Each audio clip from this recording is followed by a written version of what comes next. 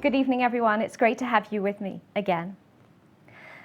Medieval and Renaissance women seem vague, shadowy presences existing only in the periphery of history and in the margins of literary culture.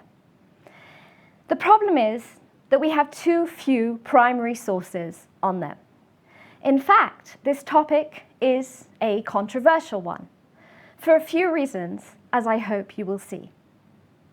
If I was going to sit before you this evening and say, yes, there was a revolution for Jewish women in the Renaissance because they were able to do this, that, and the other that they hadn't done before, almost like what we were arguing last week about male studies and activities, then I would hope you would question me by responding, but what about Christian women?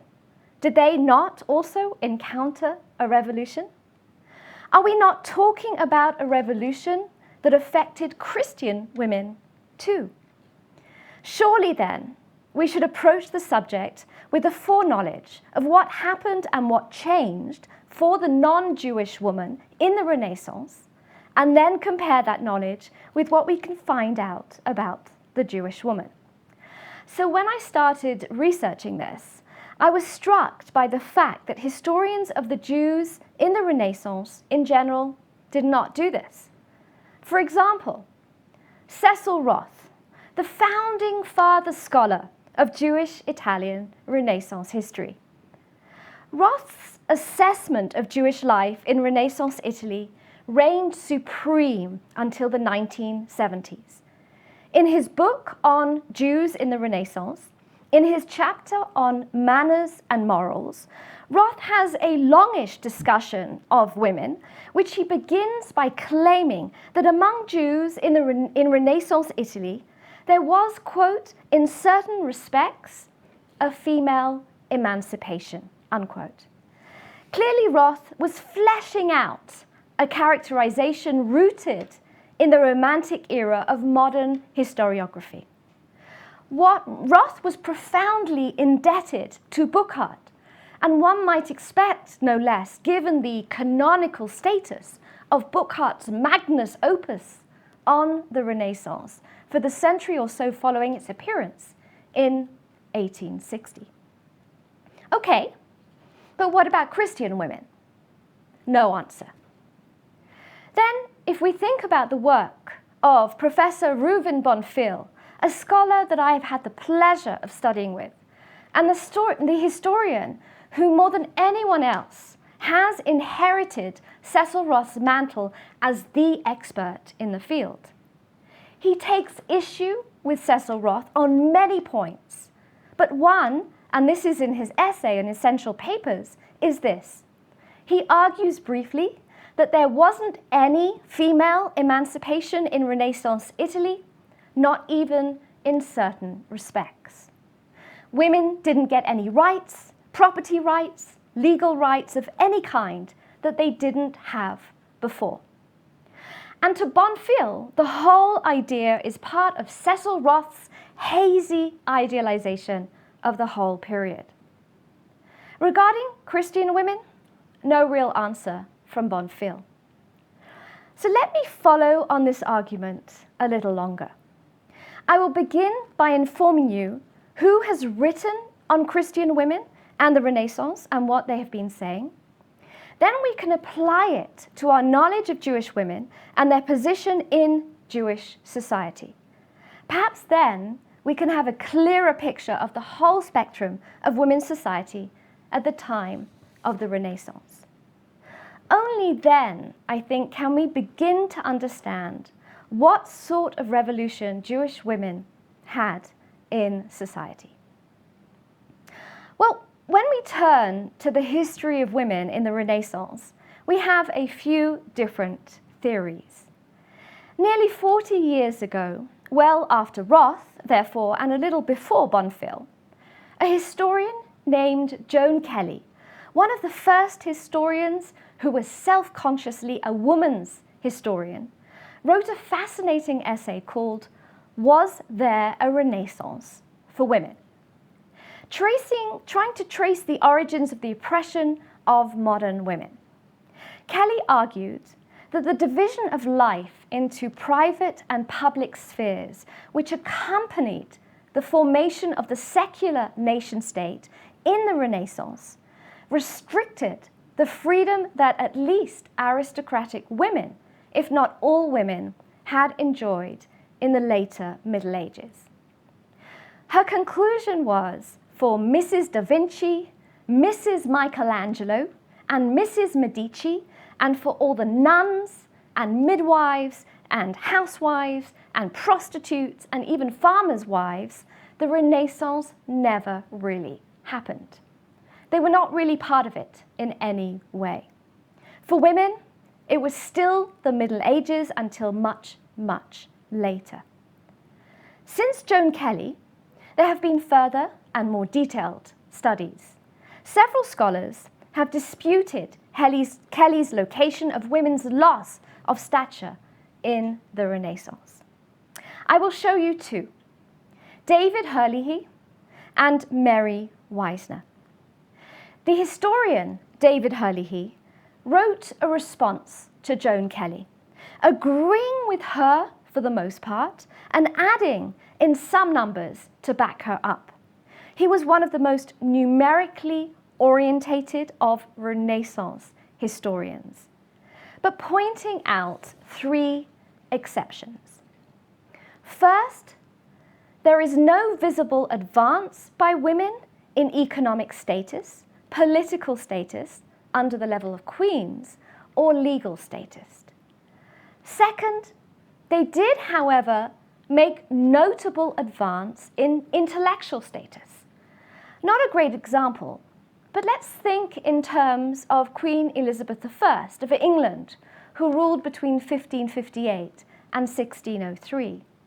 She was not just queen, she had an extraordinary education.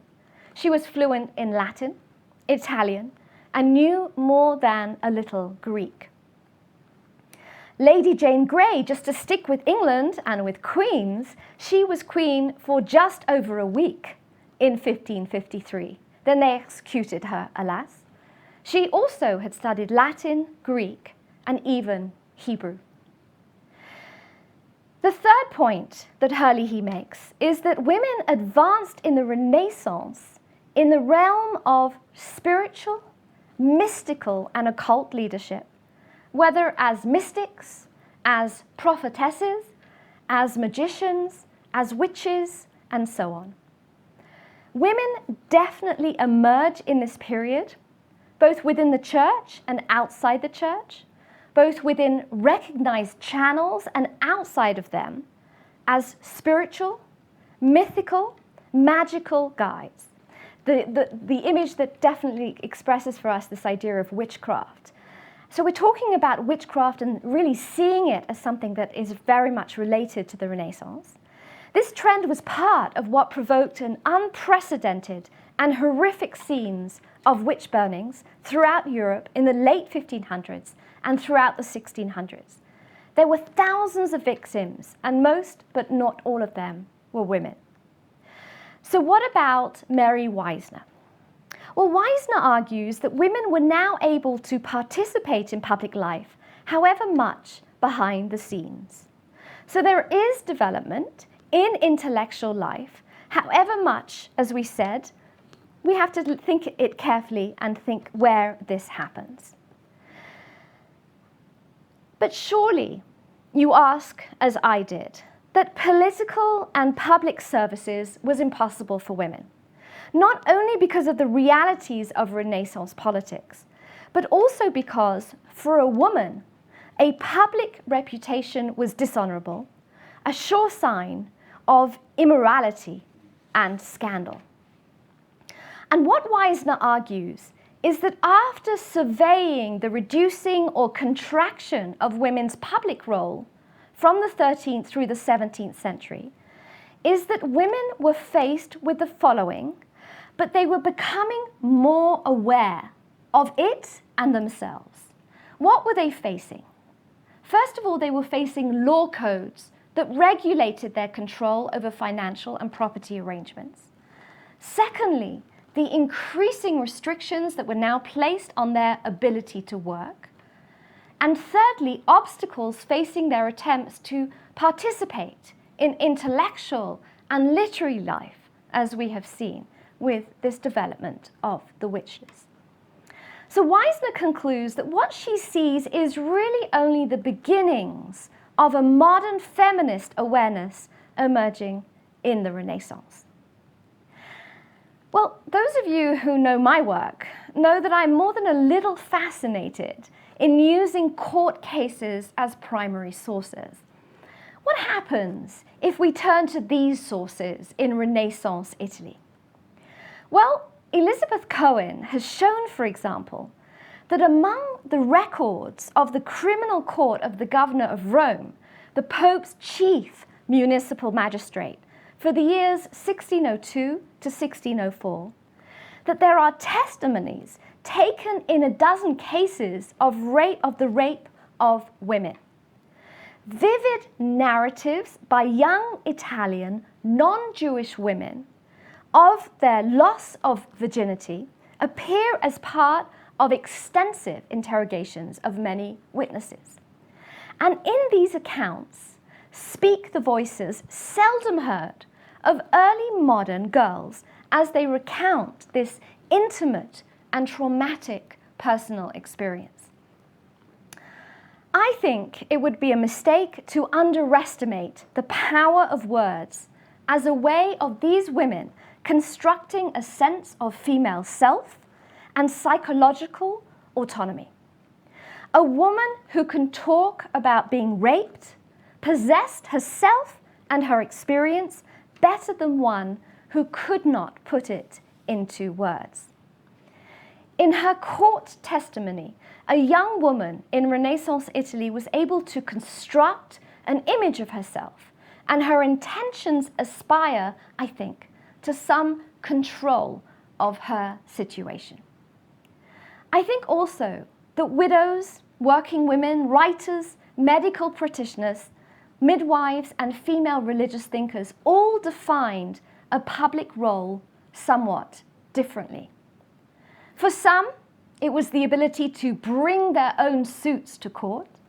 For others, the right to keep operating a shop, to use skills that they had mastered, or to support their families, or to defend their church. For still others, it was the opportunity to write something that might be remembered forever. They showed, these women, in other words, the beginning of what we might call a feminist analysis of their situation. So perhaps we can now sum up the two ways that Christian women began to express themselves. Firstly, Christian religious women expressed themselves in their writing, a spiritual equality of all men and women together. This recognition of spiritual equality did not lead women to demand political or social equality, but in this divided awareness, they followed the thinking of most Catholic and mainline Protestant leaders for whom spiritual equality was a private, internal matter, and so was no justification for upsetting or opposing the established social order. Secondly, women now seem to base their appeals on responsibility in work and family law to others, to people who were actually related to them, or to people they cared about. They saw themselves first as part of a network of relationships which included family, relatives, friends, neighbors, and acquaintances, rather than as members of a hierarchical system, such as a guild. So there we have it. The theory of the position of Christian women in the Renaissance. So now let us turn to Jewish women to see how they fared. I suppose, in fairness, we should start, of course, with Cecil Roth. How did he get to this idea at all? What made him so confident that there was a Jewish woman's emancipation. And if it is an error, it certainly seems like a vast exaggeration. How did he come to make such an error? His argument, as you can see if you look at it, focuses on one woman, Donna Grazia Mendes, or Grazia Nassi, as she was also called. But I want to introduce you to two women instead of one, and they are both exceptional. Donna Grazia and Sara Copia Sulam. So let's start with Donna Grazia. Definitely someone that I'm sure that all of you have heard of. Donna Grazia Nassi was born into an ancient and venerable family of Spanish Jews that immigrated to Portugal when Spain expelled its Jews in 1492. Along with the thousands of other Jewish refugees of the Spanish Inquisition, the family was forcibly converted to Christianity by the Portuguese king in 1497. In 1528, Grazia bore the Christianized name Beatriz de Luna, and at 18 was living in Lisbon. She secretly married Francisco Mendes, the successful Jewish spice trader. She was widowed in 1536, and she moved to Antwerp, then under Spanish rule, where her brother-in-law, Diego Mendes, had moved the family business there a few years before. At his death in 1542, she found that her husband had left everything to her, and she inherited control of the Mendes fortune. She soon proved to be an excellent businesswoman. She also used the family's contacts and resources to help Jews escape the Inquisition, and was herself often in serious danger. She made serious efforts to influence policies towards the secret Jews, including organizing a Jewish boycott of the Italian port of Ancona as a result of the killing of 24 Ancona Marranos by Pope Paul IV in 1556. After a brush with the Inquisition in Venice, caused by the denunciation of her own sister, in 1550, Grazia reached Ferrara, and here she became known as a patron of letters. In 1553, she moved to Turkey. Finally free to openly live as a Jew, she de-Christianized her maiden and married names and was called Grazia Nassi. Her family fortune became one of the greatest in Europe. Her son, Joseph Nassi, would later become the Vizier of Turkey, one of the most powerful men in Europe. If she was not to live on her fortune and progressively exhaust it, Grazia had to use it in trade. Moreover, she had invested a good part of it in merchandise, which continued to arrive long after she had settled in Constantinople, and which had to be disposed of there. The Sultan, Suleiman I, looked on approvingly. Grazia carried on a large overseas business in wool, in pepper and grain, with Venice and Italy. And so great was the volume of her merchandise that passed through Ragusa that she was able to conclude a special arrangement concerning it with the government of Venice. She negotiated with the Venetian Republic almost like an independent power. Towards the end of her life, she organized an effort to set up a Jewish settlement in Tiberias, where there is now a museum in her name. She left a very large historical footprint, many records of her activities, economic, political and cultural, and Cecil Roth wrote a whole book about her, as well as another about her son. She is, by any standard, one of the most notable, one of the most powerful Jewish women in history.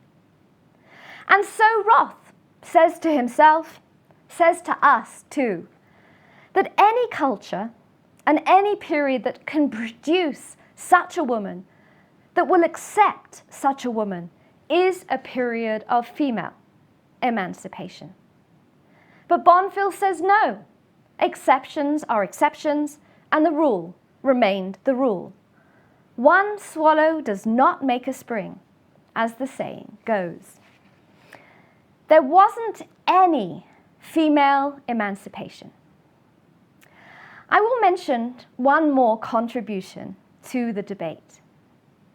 Remember that Herlihy's argument that the great advance in this period is in the realm of female literacy.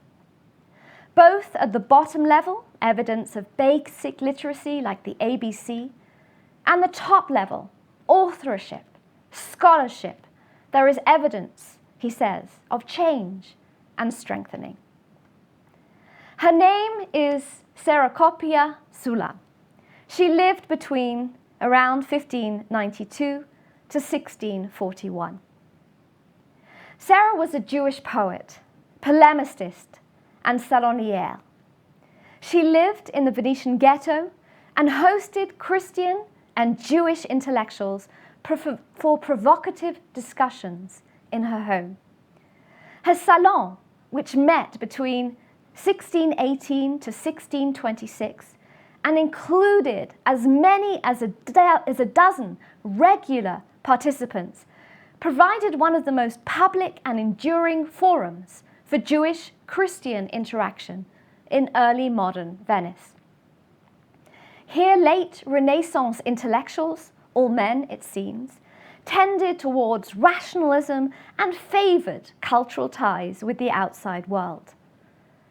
Unfortunately, Copia Sulam's attempts to establish dialogue across religious lines ended in hostility from her Christian contacts and also ran contrary to the beliefs of some Venetian Jews. Her status as a public intellectual, which eventually brought her trouble with her Christian associates, also violated prescriptions in the Jewish world. Jewish communities in Italy felt a deep ambivalence towards women's learning.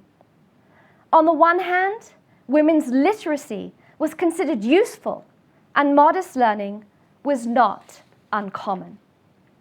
Well-educated daughters were a sign of prestige for elite families, since such education proved that a family was able to invest considerable resources in something not considered a necessity. By 1627, however, Copia Sulam's remarkable literary career sunk under the weight of slanderous charges against her sexual, professional, and religious integrity. But let us look at a few things about her. Copia Sulam's family members were affluent and influential moneylenders and merchants. When her father died in 1606, his will was decisive. He sought to ensure the autonomy and financial independence of Sarah and her two sisters.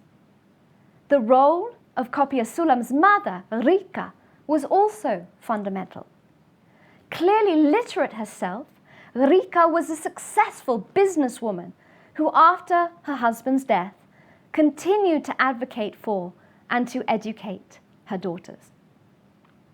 Sarah received an education that included at least some Italian and Spanish.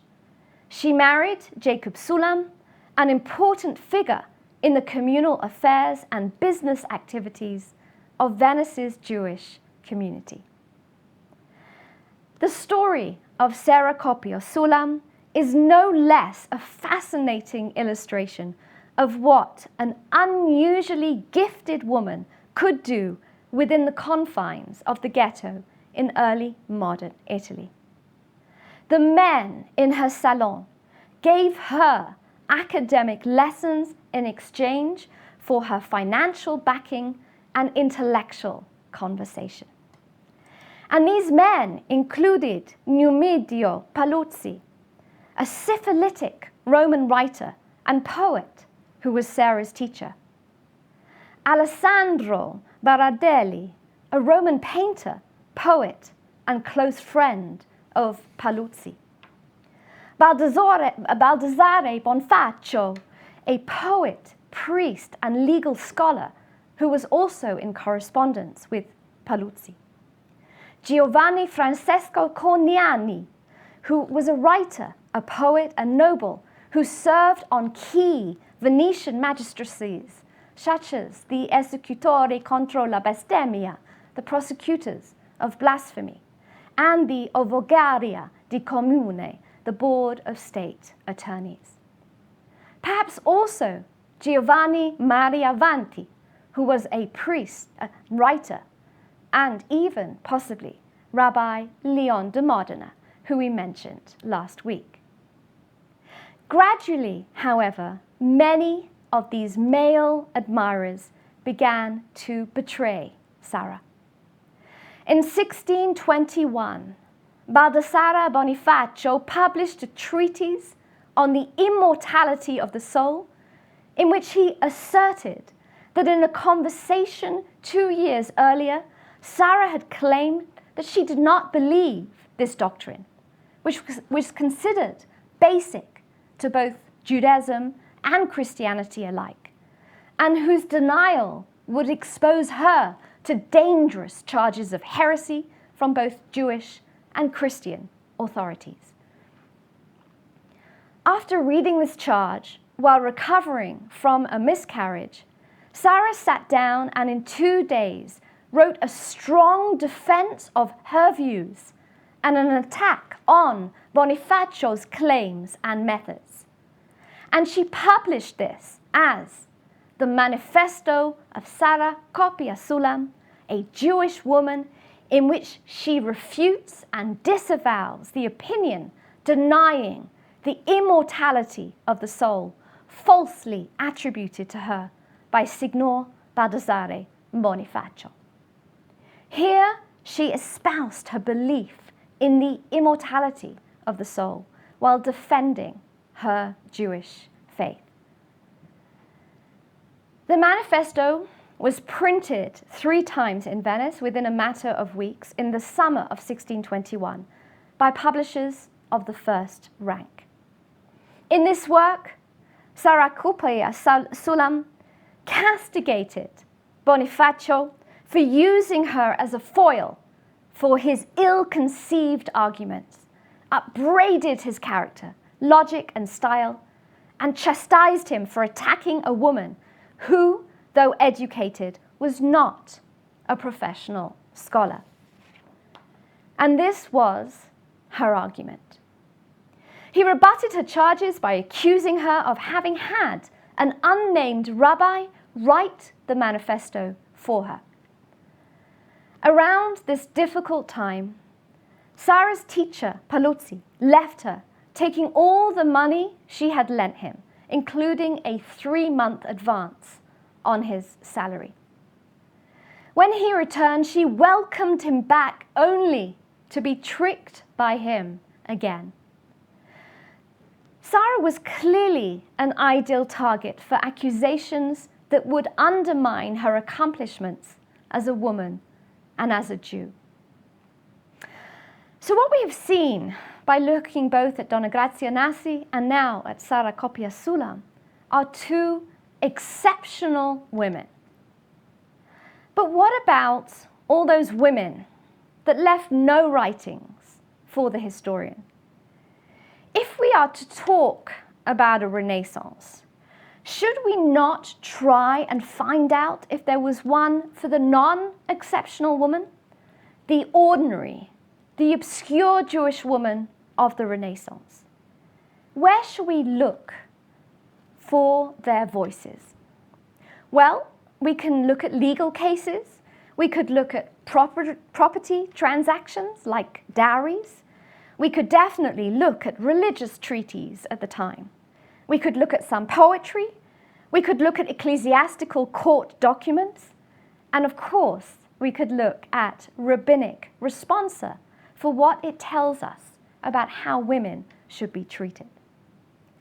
And we need to ask these texts whether the lives of these women, their social issues, such as education, such as family, such as class and work, changed in a similar fashion to what we have seen occurring in Christian society. And if not, why? So let us then take each of these issues separately. First, education. How does that compare to Christian society? Remembering that we have witnessed a development in intellectual life, according to all the three scholars that we mentioned at the beginning. Do we find the same among Jewish women? Well, it seems to me that the course of study pursued by young Jewish girls was no different from that pursued by Christian girls at the same age. The daughters of the rich were better educated than the daughters of the poor, and on rare occasions they were better educated than the poor male children. In most cases, literary accomplishments of Jewish women were a private matter and a testimony to the effectiveness of private instruction among the Jews of Italy. Private instruction that would have taken place within the home, because there the woman, the Jewish woman, could be educated, perhaps by a tutor who would be brought in by her father into the Jewish home. Still, the examples of exceptionally educated women, however frequently they may be cited, were rare. The time was not yet ripe for female emancipation, not even in Renaissance Italy. But what we do find, without doubt, is evidence of growing female literacy, like in the Gentile world, and probably as a result of the development of the printed book. There was an increase in the number of vernacular reading material in Hebrew, in Italian, in Yiddish, and in Spanish by the 1500s. Note, too, that Italian Jewry was multilingual. The Jews of Mantua at the end of the 16th century, whose books were all registered by the Inquisition, had 19 copies, that is 10 manuscript and 9 printed copies, of various works of the genre that was known as Sefer Mitzvot Nashim, the Book of Commandments for Women. Now, a book like Sefer Mitzvot Nashim, as you see here, first published in the latter half of the 16th century, written by men for women, is in one respect a sign of a gain for women, a gain in literacy. But in the other, I also think it's a sign, it's another respect, it's a sign of a loss, the loss of freedom, because women are being told exactly how to behave and what was expected of them by men. As we see here on this page, this is about the prayers that need to be said before the lighting of the candles on Shabbat, as if the man has written this in order for the woman to understand what the man demands her to do when she lights the candles. And it is more likely that Jewish women would pursue studies in the Italian vernacular than in Hebrew, although a few cases of women who knew Hebrew was definitely known. And then, sad to say, we do see harsh criticism coming from the Italian rabbis about female education. Renaissance rabbinic opponents of women's literacy were motivated in part by the men's traditional concern with ensuring the sexual purity, feminine qualities, and domestic role of Jewish women. Nevertheless, the rabbis saw some literacy as necessary for women to conduct religious life, to run their households, to supervise their family businesses, to raise their Jewish children, and to serve as a decorative ornament that enhanced the public prestige and honor of the entire family. And throughout the early modern period, the ambivalent attitude of Jewish men towards the education of Jewish girls in Italy was based on this seemingly unresolvable tension between the necessity of literacy to run a Jewish home and the sexual dangers of advanced learning. Look at these quotes from a poem, Neged Nashim Ha'oskot Bilimudei Kodesh, against women who pursue religious studies. To teach the religion of God to the female is like putting a treasure in the furnace, as in the woman is a treasure as long as she is not educated.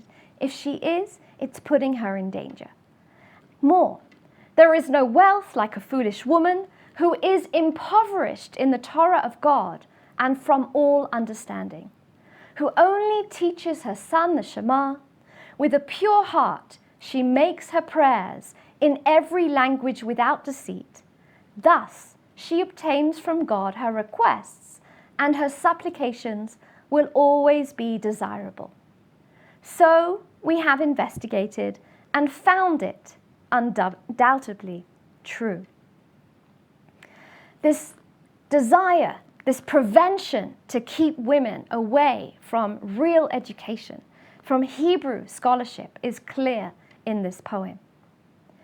In 1646, Rabbi David Yudah Asael Delbene of Ferrara, writing in his philosophical work, Kisot Beit David, the thrones of the house of David, that he wanted girls to learn to read, to write, and to do basic arithmetic.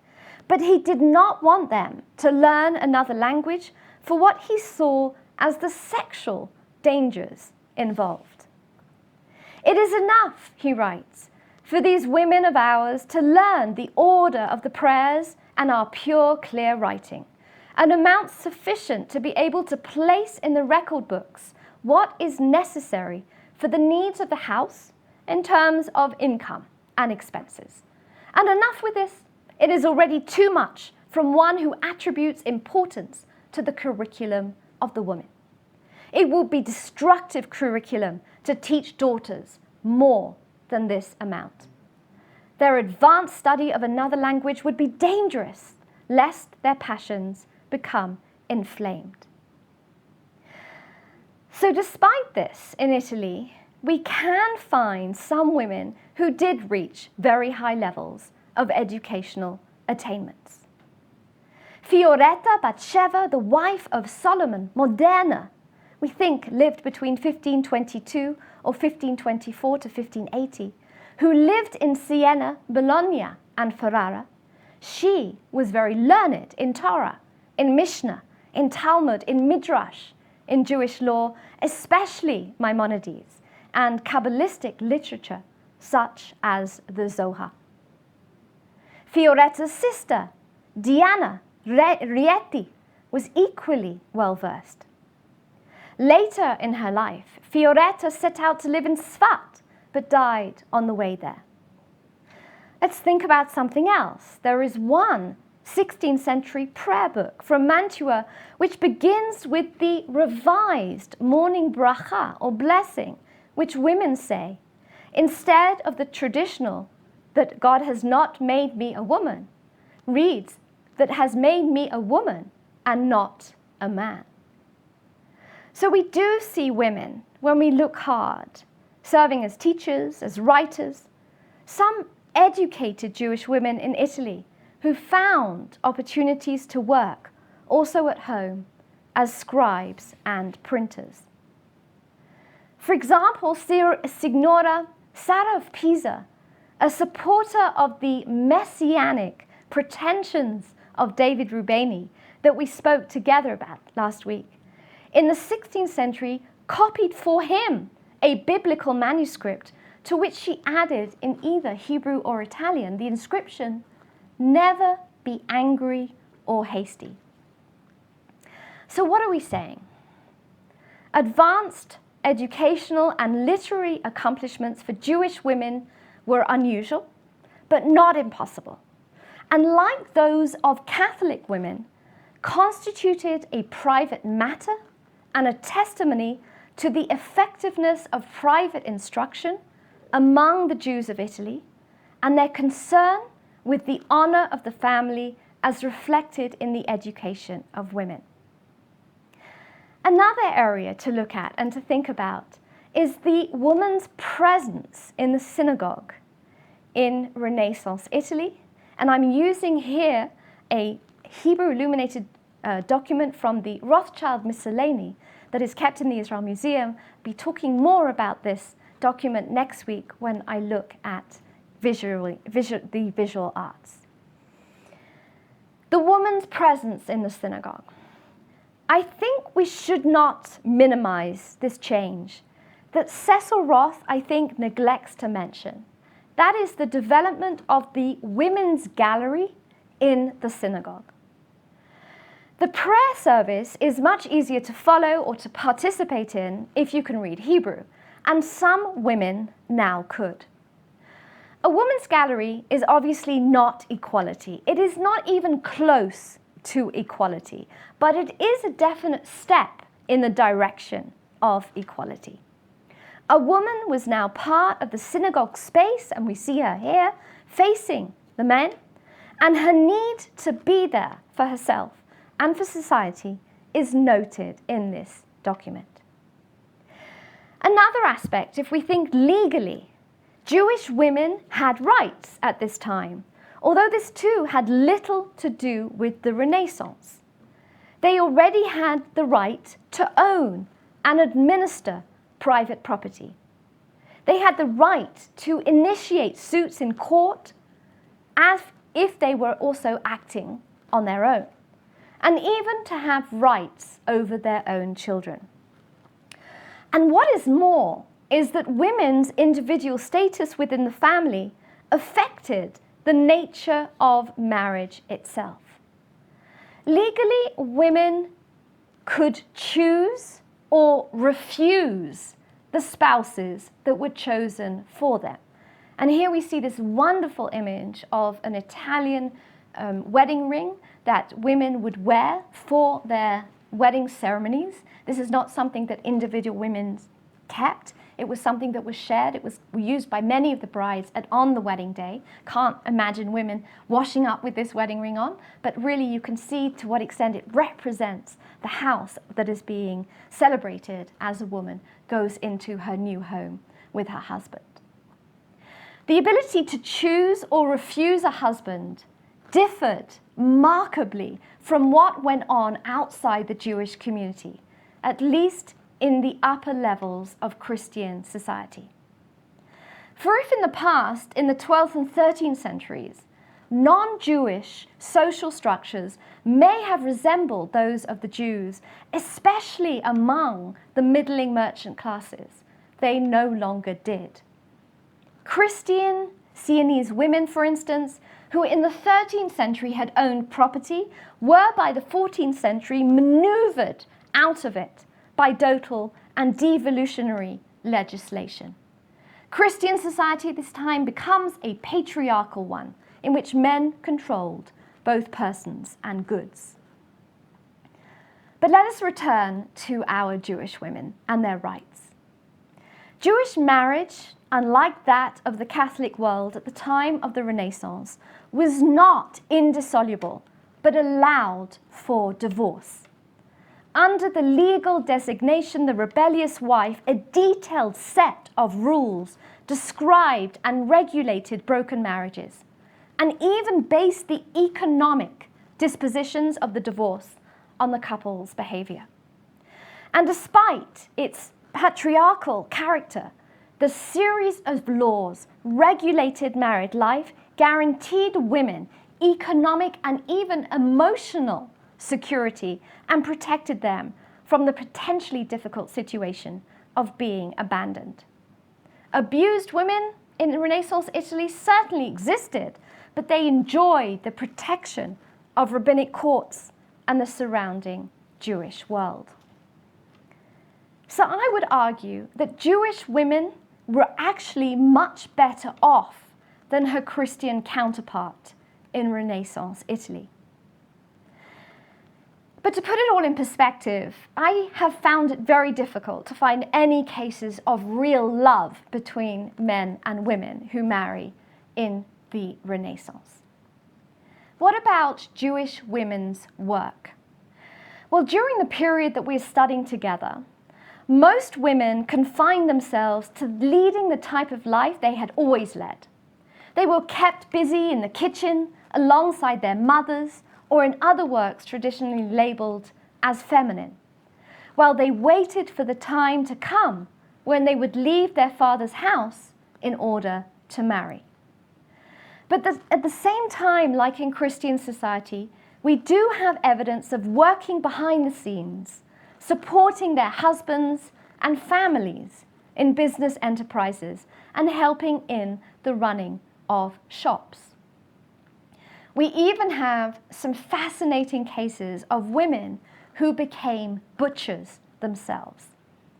Jewish slaughterers have attracted the attention of modern historians, some of whom saw them as reflecting the prominent position of women in Italian Jewish society. Yet, the particular demographic distribution of the Jewish presence in Italy made it necessary upon occasions for widowed women with dependent children, perhaps cut off in a small town where they had been left to keep going without their husbands, actually taking on the role of becoming slaughterers themselves. And the annals of the Mantuan community also mention women who ran kosher butcheries. Still, the circumstances were exceptional and in some ways a paradigmatic of the special nature of the history of Italian Jews. Finally, I think it's a good idea for us to turn to a few fascinating cases regarding women that appear in rabbinic responsa. In Rabbi Azriel Dienna, the Italian rabbi of the early 1500s responsa, many of the Jewish legal or halachic questions that he posed involved women. And I think that they shed some interesting light on the lives of Jewish women in Renaissance Italy. And I'm going to share with you 3 cases that I've picked out because for me, they show an aspect that I think is particularly fascinating. Again, when we look at rabbinic responsa, we're always more interested in the question, in the case, than in the answer. Because it's the case that tells us exactly what these women are doing or asking for. And therefore, it is an issue of these women more than Rabbi Azriel Dienna coming in and giving his decision on the question. So let's look at this together. In the synagogue of Modena, when the ark was being opened at Shabbat morning services, some women used the occasion to recite curses against their enemies. So I just want you to imagine this, right? The ark is open, the Aron Kodesh is open, the women, as we know, are now participating and coming to the shul. And they see this as a chance to verbalize some of their grievances in a public fashion before the men and before the rabbi. So here we have this wonderful image of women really speaking their minds, giving voice to their grievances, almost like we talked about much earlier this evening when we saw those trials of women who had been raped actually talking about their experiences in court. I think that's an interesting reflection of that. In Viadana, this is number 2, a woman was having a difficult and painful and therefore very dangerous childbirth. The midwife called for a Sefer Torah to be brought and placed on the woman's stomach, on the woman's belly, and the birth was completed successfully. The success of this effort led to other attempts to use the Sefer Torah as a sort of amulet in other medical cases. Dienna objects vociferously. Hold on a minute. Here we have a group of women who believe in the magical qualities of the Sefer Torah. And they do something which we can imagine is extremely offensive to the men of the community who keep the Sefer Torah in the Aron Kodesh and want it to be kept there. The fact that it is taken and actually put on the stomach of a woman giving birth is not something that is going to be approved of by the men. So we imagine the women coming together, needing this as some sort of belief system to help them through birth. But it's not acceptable. And again, we can see them really being put in their place by the men of the community. This is not something that we approve of. The Sefer Torah should not come into contact with a woman when she's giving birth. The last one I want to bring you is a very famous case which has caused a lot of discussion among gender historians. So a girl was climbing up a ladder to check the attic for unleavened bread, chametz, before Passover, before the festival of Passover. She fell down and hurt herself. Her hymen was broken, so she obviously bled. Various women were brought in as witnesses that this is what happened and that she is still a virgin. Rabbi Azriel Dienna endorses the witnessing to protect the girl's reputation. And I think this gives us again a strong message that the girl's reputation and her virginity needed to be confirmed and defended because of her future position as a potential bride.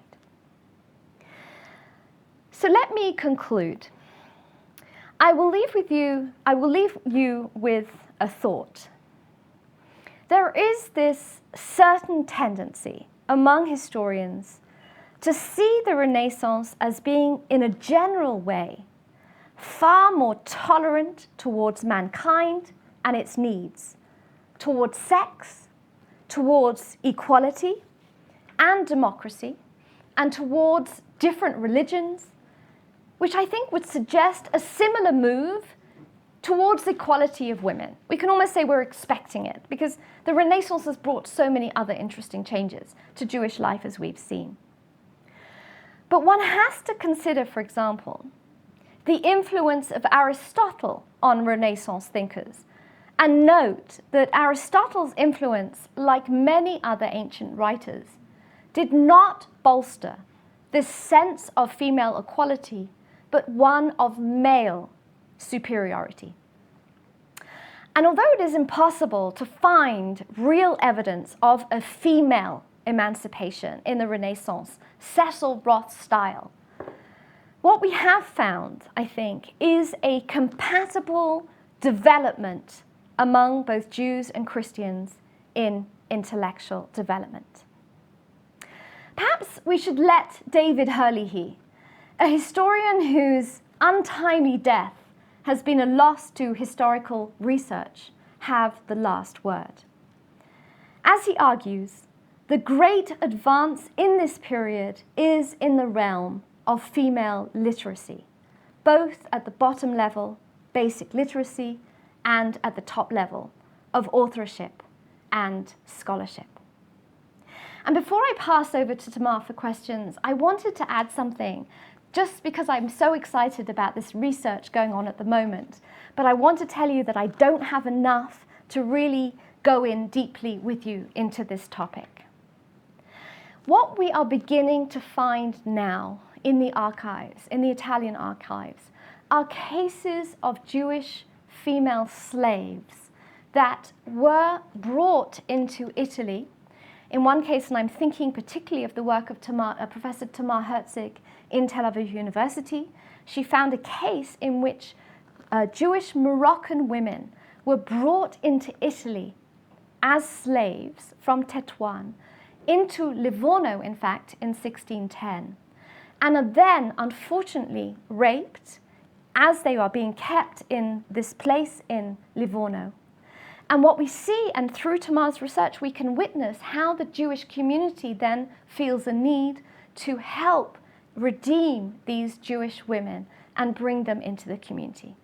What I'm trying to say to you is that I think for the next 5 or 10 years, scholarship will intentionally move towards the whole question of slavery in a way that we haven't had access to it before because of this pioneering work. We need to include the whole question of Jewish women who served as slaves and were captured as in Morocco, brought to Italy, and what happened to them when they entered Italy as well. So thank you so much for joining me this evening.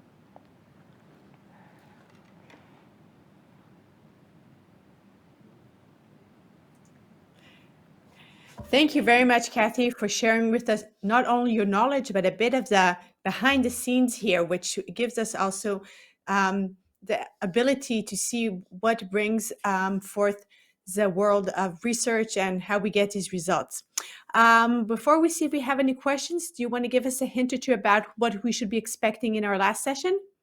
Absolutely. I'm so excited to bring you this session. It will be a mixture of rabbinic responses looking at what the rabbis say about the Jews being creative during the Italian Renaissance. How can you live in Italy and have Christian art on every corner of every street in Italy and not be affected by what you see, by its beauty, questioning what you can bring into the synagogue, what you're allowed to perhaps put into your Hebrew illuminated manuscripts.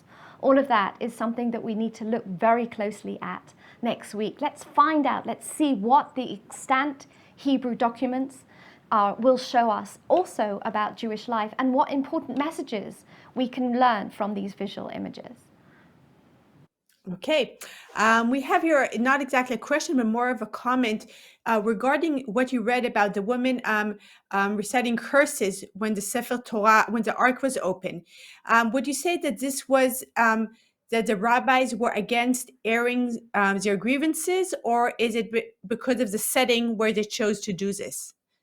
Has a lot to do with the setting. I think it's absolutely fine for women to come towards, privately to sit in before a rabbi and to bring a grievance. So that's definitely one thing. We were also asking me about the birth and the Sefer Torah there, or you're asking me specifically about the first? It was specifically about the curses, but if you want to add something, that's fine.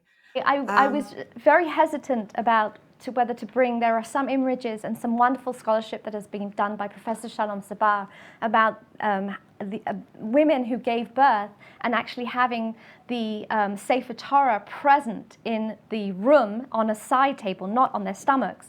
But these images were from Germany, and I didn't want to confuse the matter because I don't think this was something that was necessarily allowed in Italy. So there is some discussion about this and some development of this of these topics as well, which should. Okay, we have the question regarding next week. Will the art you'll be discussing include music also, or only visual arts? Mostly will be visual arts, but I think we should also mention some of what goes on in the visual as well, in the music as well. Great. Okay. In Eliach's book on her organs at Eichenstock, sorry. Oh no, I'm sorry. So there's a comment here saying that we have also in the research we see that men also used to air their complaints in synagogue against the community, and so it wasn't only women.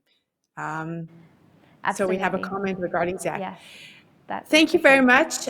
We have a lot of great responses, and we hope everyone joins us next week for our last session in this series.